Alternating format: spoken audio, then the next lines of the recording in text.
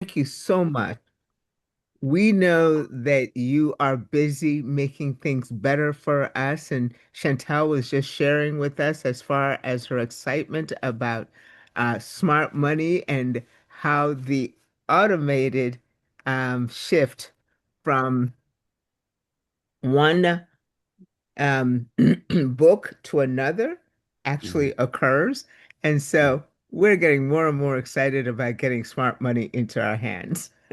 And so thank you for working tirelessly on it and welcome. Thank you so much, Grace. Welcome to UK Prime Time once again. I believe everybody is doing good. Yes, we have the next update round the corner, and any day, any hour from now, we can push it live. Once we ensure that it's working perfectly fine in Mhm. terms of scaling it to at least 5 to 10,000 users at one go, we'll push it live.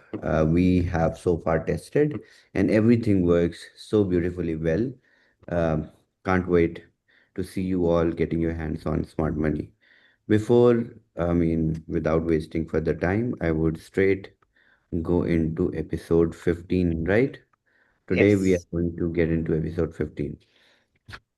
After today's episode, we are going to slowly move towards prop trading in terms of our learning curve in Rift Before You Quit. So, from today, today's, I believe, the second last session in which we are going to thoroughly go through smart money, self custody. Then we move towards prop trading, and post completion of prop trading, this is the roster of Swift before you quit.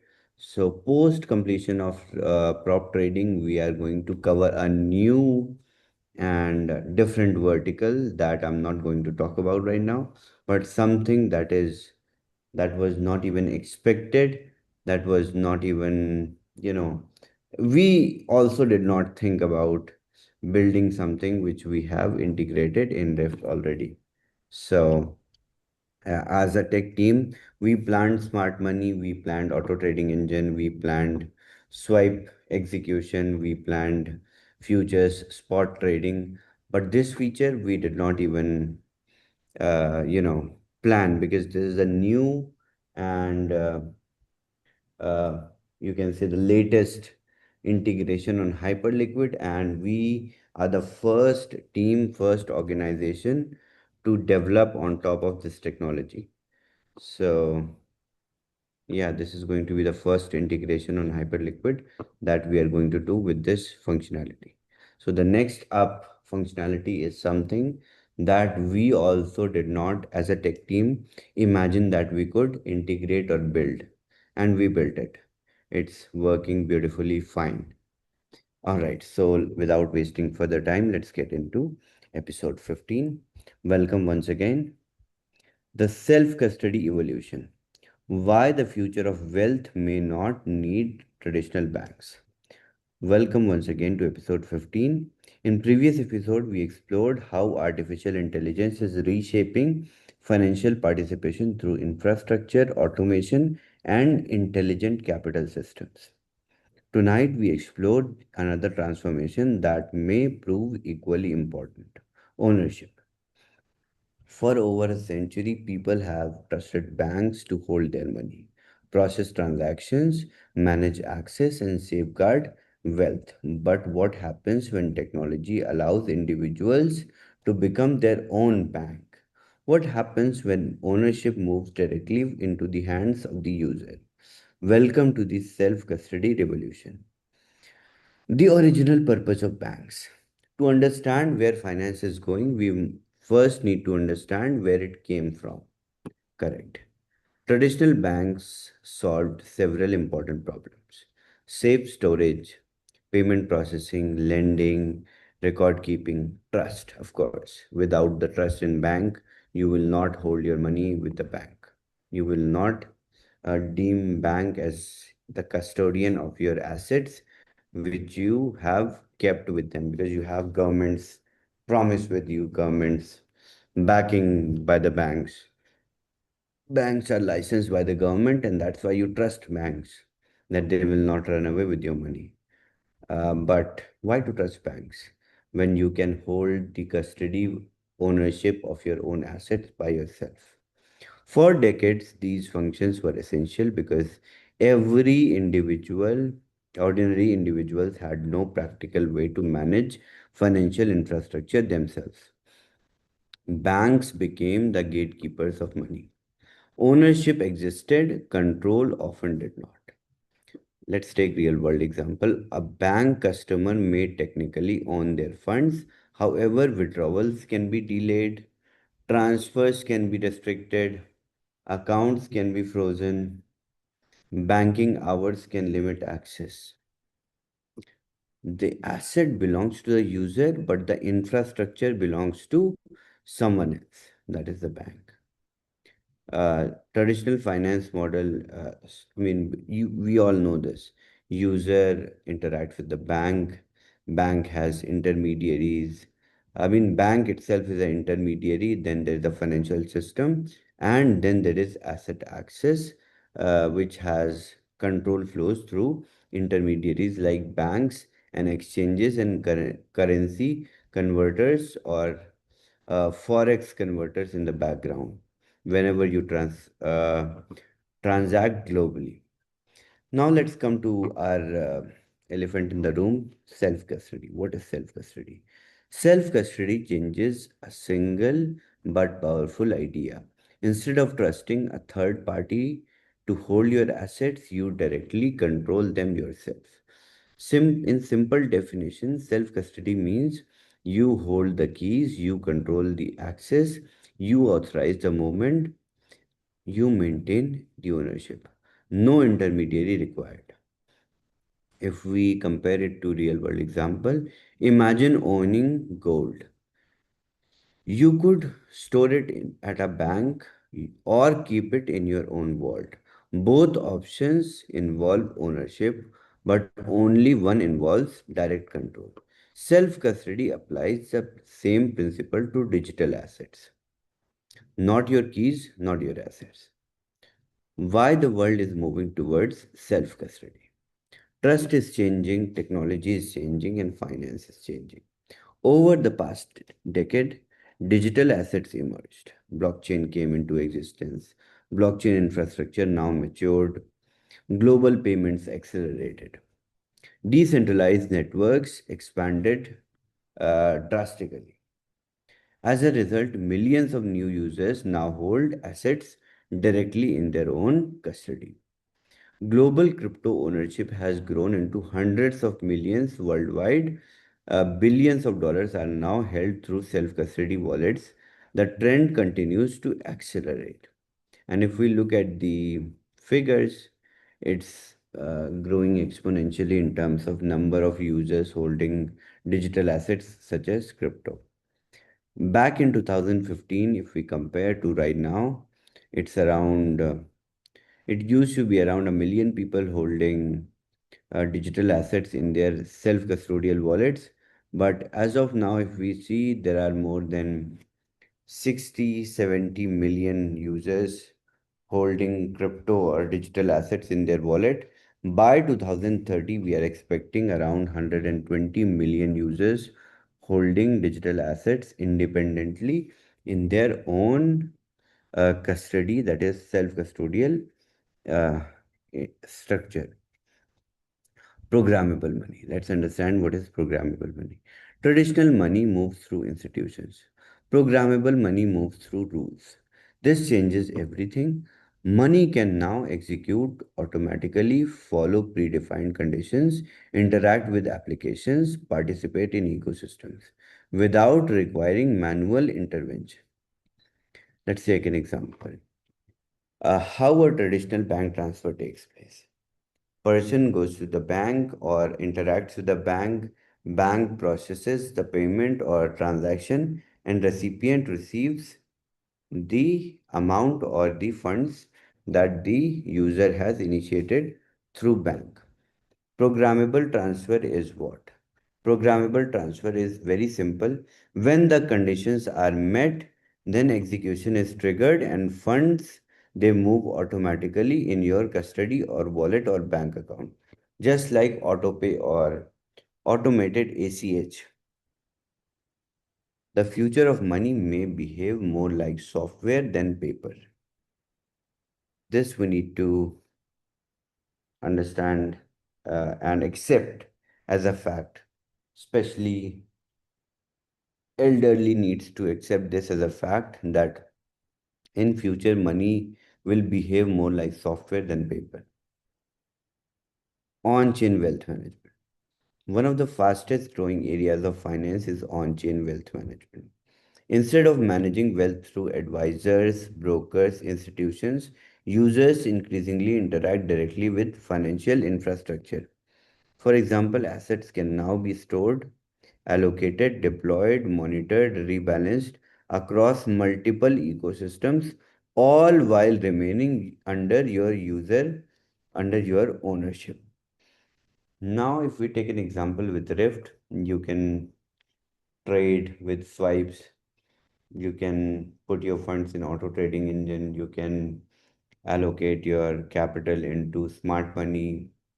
You can do futures, spot trading, while everything you can do while maintaining your own custody in your self-custodial wallet address. So now, definition of financial infrastructure. Activity of money has changed.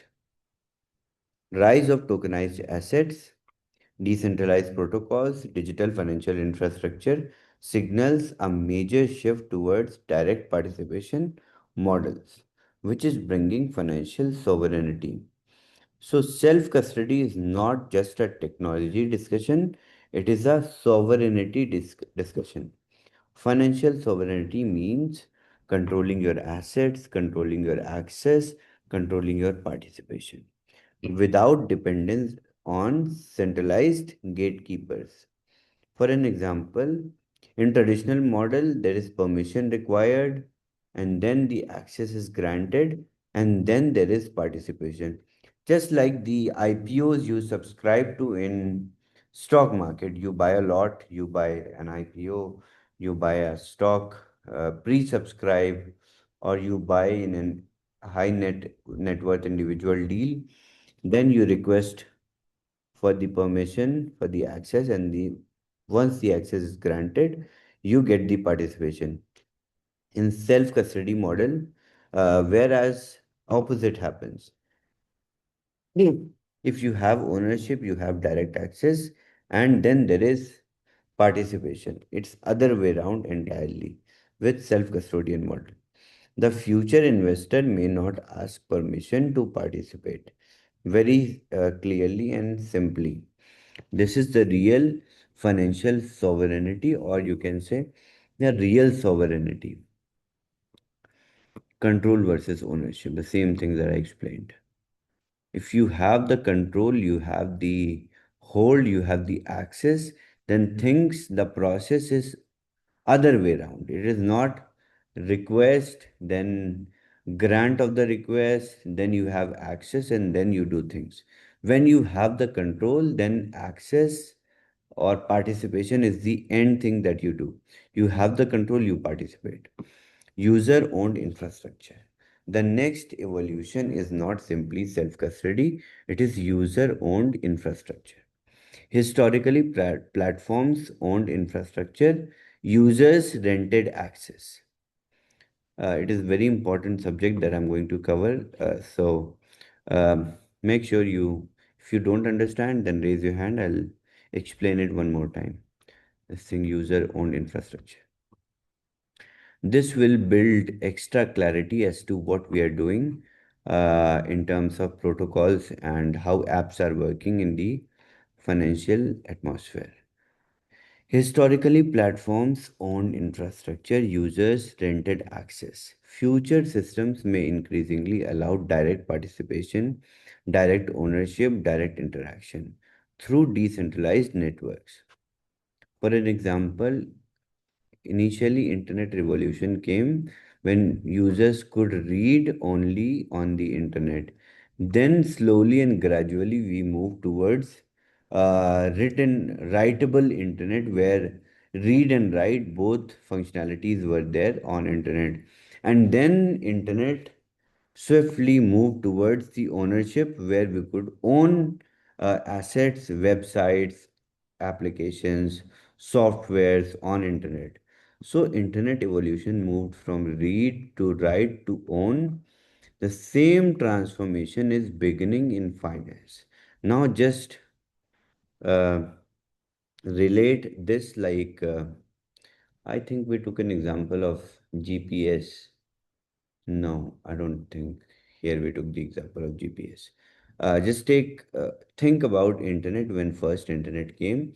It used to be the read-only space where people could only access to information through search engines, through websites, and then people got the power or ability to write and express their opinion or uh, emotions or whatever on internet. Then it became read and write both, and then post read and write ability it moved towards ownership when users, end users, business owners could own assets on internet, websites on internet, softwares on internet.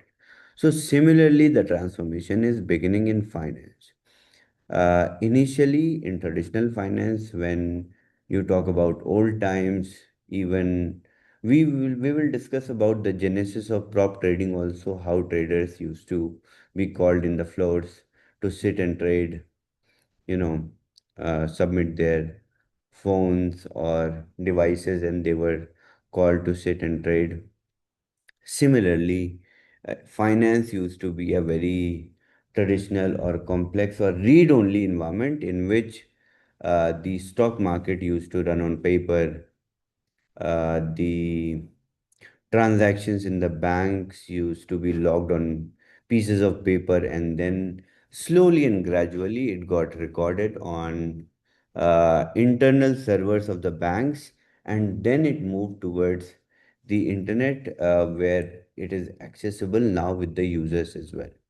First banking came on intranet, and then banking came on internet. So it finance also swiftly moved from read only to read and write, and then it is now moving towards owning also what you can access.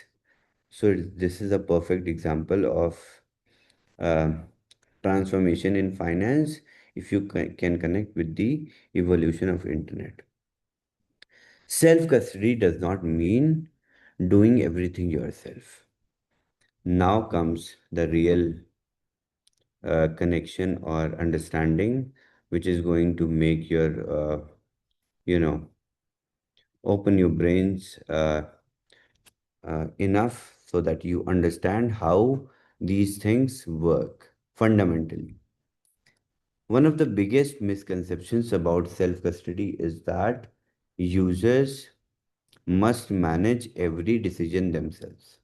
That's not what the future looks like. The future combines ownership with intelligent infrastructure. You keep control, technology assists participation. The distinction is important because self custody does not mean becoming a full time trader. We're not asking you to open and close positions with smart money or take, even decide yes or no with smart money which position to go with. It's your custody, it's your ownership, but there is combined ownership with intelligent infrastructure so that you have control, but technology is assisting your participation. So now you understand self custody is not just a concept which is defined or confined with making your own decision or managing your own funds or controlling your own finances. It is beyond that now. It does not push you or confine you with just decision making or giving you ownership to make decisions. No, you can intelligently have your own custody while having access to the infrastructure which is also intelligent. So this is the distinction. Now you understand how self custody is effective in terms of interaction with external apps, external platforms, or how technology is evolving over self custody. It means retaining ownership while leveraging systems that can manage complexity. If we connect it with real world, for decades institutions operated this way. Now it is very simple. Capital owners in the past rarely executed every decision themselves. They relied on portfolio managers. They handed over their capital to skilled portfolio managers, and they only cared about profits.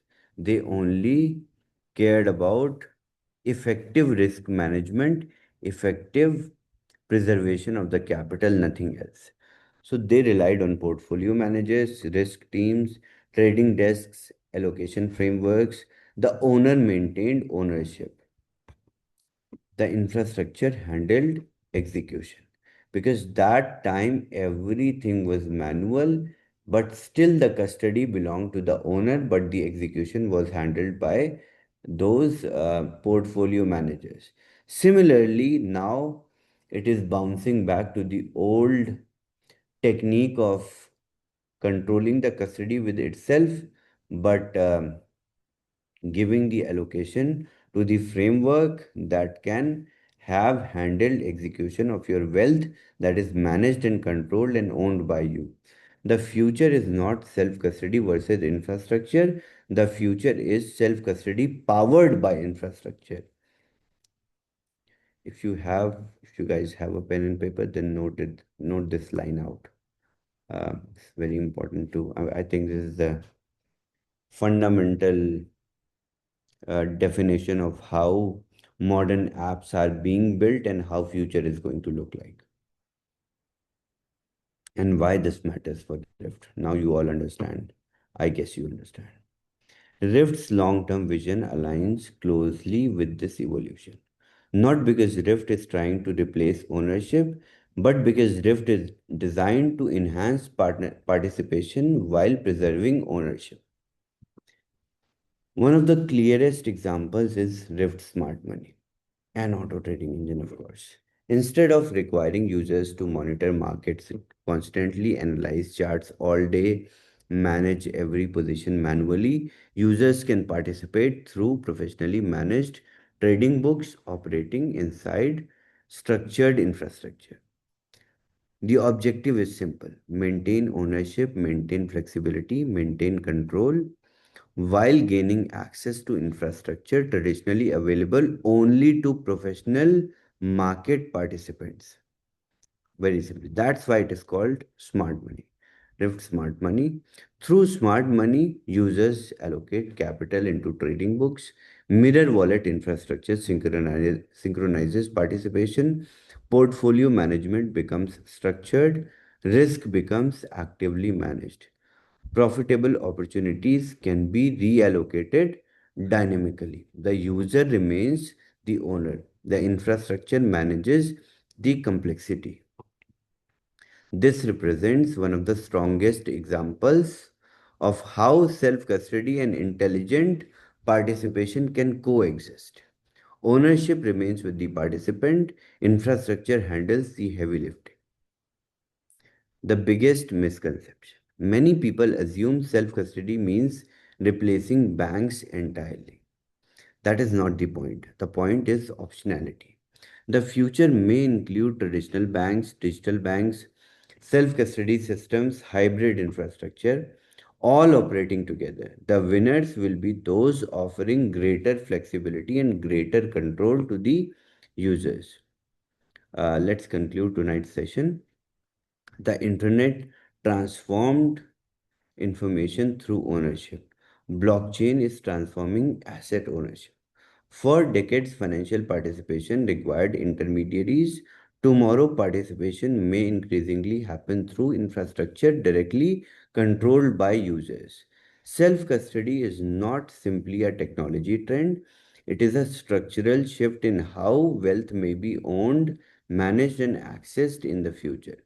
And that shift is only beginning. Self custody revolution contains ownership, control, participation. That is the foundation of future finance. In the next episode 16, we are going to get into tokenization era, how real world assets are moving on chain. Our topics we are going to cover will be tokenized real estates, stocks that are tokenized, asset fractionalization, digital ownership certificates, global liquidity expansion, 24/7 asset markets, the future of on chain assets. Thank you so much for joining episode 15. I'll see you all in episode 16 on Wednesday. Fantastic. Chavez, thank you so much. Now, that has a complexity to it as such. As we go towards self-custody, do we have to be developers, as smart as developers, like such as yourself, in order to embrace self-custody and have it be powered by the infrastructure? Not at all, Grace. Not at all. Fantastic. That's a relief. Do thank you so much for this, and we are looking forward to episode 16 on Wednesday. I Mhm. know that you have a very, very busy schedule. Chantal, any comments or questions, and we can wrap it up. Yeah, look, Chavez, I loved your conclusion. And I really look forward to how you are going to bring us in Rift that new form of sovereignty, because sovereignty changes everything. So Mhm. it feels like the center of a rotation, when you get that right, you have all the potential opportunity around you. So thank you so much, and thank you, Grace, for Thank you. creating this event. Excellent, excellent. Okay, everybody, thank you all for being here. Make sure that you take back this information to your to your team, those that made it today and those that should come on Wednesday. Make sure you take back this information, and that is that this episode will be, and they need to watch it on YouTube. So they'll be caught up. They need to catch up with the 15 episodes that we have had now. So let them get caught up, and then they will be ready for episode 16 on Wednesday. And we look forward to seeing you there and having a great room full. So, again, Chavez, thank you. And we will see you guys tomorrow and then on Wednesday. Until then,